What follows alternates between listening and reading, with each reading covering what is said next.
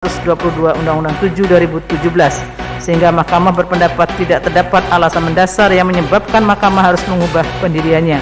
Dengan demikian, menurut Mahkamah, permohonan para pemohon tidak beralasan menurut hukum untuk seluruhnya dan terhadap dalil-dalil serta hal-hal lain tidak dipertimbangkan lebih lanjut karena tidak terdapat relevansinya. Konklusi, berdasarkan penilaian atas fakta dan hukum sebagaimana diuraikan di atas, Mahkamah berkesimpulan: 1. Mahkamah berwenang mengadili permohonan akuo. 2. Para pemohon memiliki kedudukan hukum untuk mengajukan permohonan akuo. 3.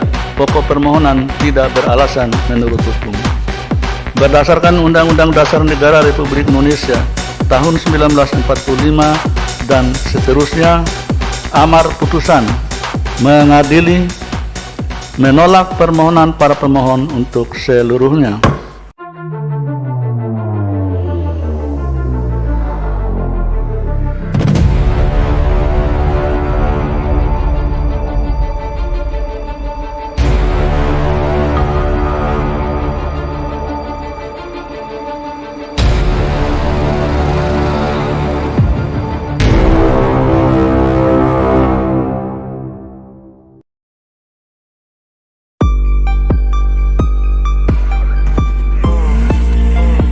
PKS merana lagi, gugatan PT 20% ditolak.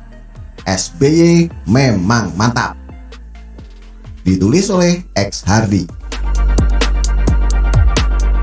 PKS menjadi salah satu dari sekian banyak pihak yang menggugat presidensial threshold atau PT 20%. Hasil akhirnya tetap sama selama belasan kali. MK menolak gugatan PKS. MK menyatakan PT 20% adalah konstitusional. Menolak gugatan untuk seluruhnya, kata Ketua MK Anwar Usman dalam sidang terbuka.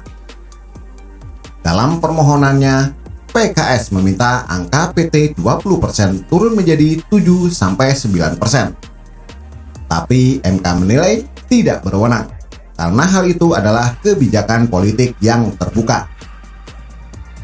Menurut MK, hal itu bukanlah menjadi ranah kewenangan Mahkamah untuk menilai kemudian mengubah besaran angka ambang batas tersebut. PKS juga mau mengusung calon presiden sendiri, tapi terhalang oleh aturan PT ini sehingga menggugat. Syukur-syukur gugatan bisa diterima. Ternyata ditolak. Modus aja nih, supaya PKS bisa leluasa mengusung kadernya yang tidak bermutu.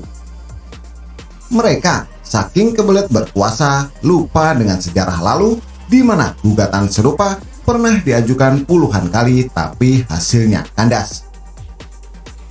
Ada beberapa nama yang akrab di telinga kita yang menggugat ini, yaitu Yusril Iza Mahendra, Louis Sungkarisma, Gatot Nurmantio, Jaya Suprana, Partai Umat, dan Rizal Ramli. Semua gugatan tidak dapat diterima. Dari semua nama, kelihatan ada yang sangat ambisius jadi presiden, tapi terhalang oleh PT 20%. Sebagian mungkin dimanfaatkan bohir di belakangnya yang juga ambisius. PKS juga tak paham dengan logika ini. Setelah ditolak belasan kali, bagaimana MK bisa mengabulkan gugatan PKS?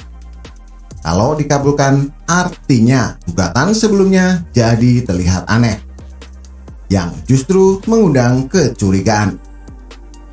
Belasan kali ditolak, gugatan yang sekarang sama dengan sebelum-sebelumnya.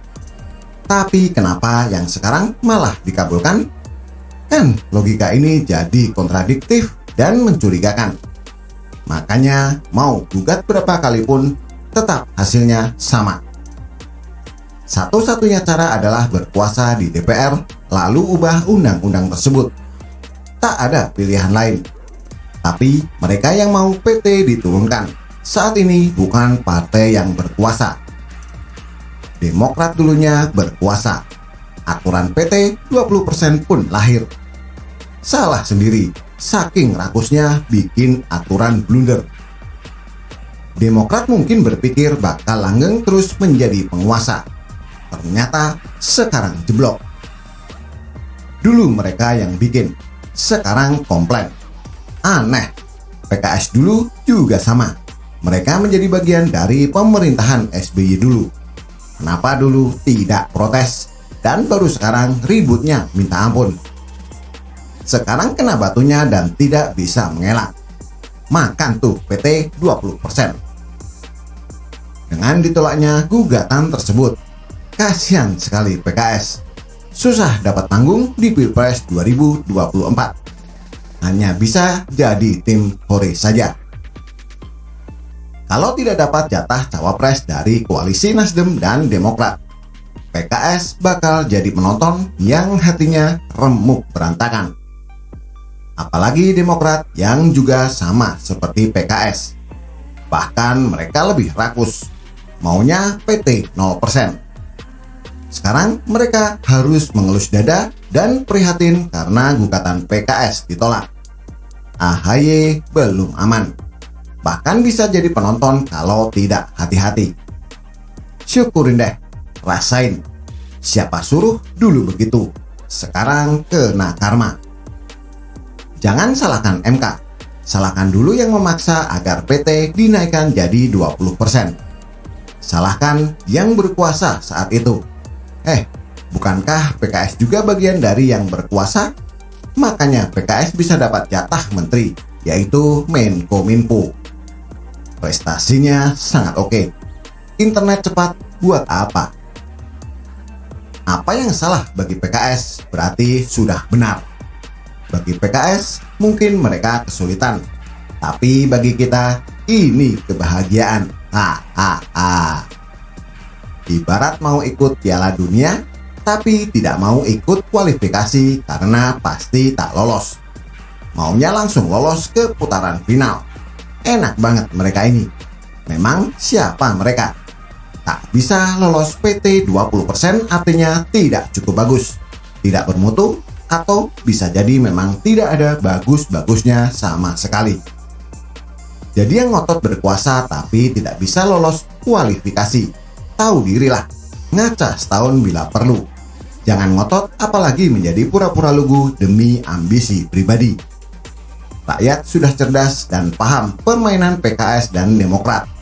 Alangkah baiknya jika mereka tidak usah ikut Pilpres.